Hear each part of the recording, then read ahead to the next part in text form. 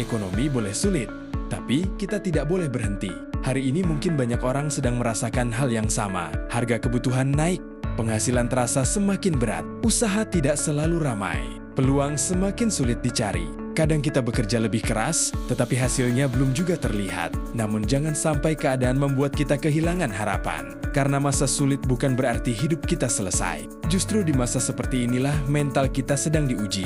Apakah kita akan menyerah atau kita akan mencari cara untuk tetap bertahan dan terus maju?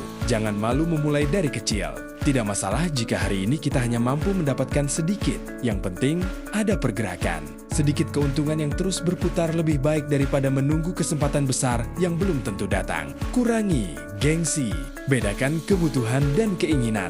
Jangan memaksakan hidup terlihat berhasil hanya demi penilaian orang lain. Kalau harus hidup sederhana, jalani. Kalau harus memulai kembali, lakukan.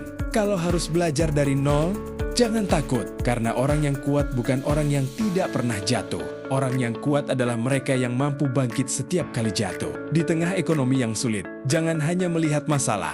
Lihat juga peluang. Ketika satu usaha sepi, cari cara baru. Ketika satu pekerjaan berhenti, cari keahlian lain. Ketika satu pintu tertutup, jangan berhenti mengetuk. Mungkin jalan kita memang tidak mudah. Mungkin perjalanan kita lebih lambat daripada orang lain. Tidak apa-apa. Kita tidak sedang berlomba dengan siapapun. Kita sedang berjuang menyelamatkan masa depan kita sendiri. Mulailah dari apa yang kita punya. Gunakan kemampuan yang kita miliki. Kerjakan apa yang bisa dikerjakan hari ini. Tidak perlu menunggu semuanya sempurna. Karena perubahan besar seringkali dimulai dari langkah kecil. Hari ini kita mencoba, besok kita belajar, lusa kita memperbaiki. Dan suatu hari nanti, kita akan melihat bahwa semua perjuangan itu ternyata tidak sia-sia.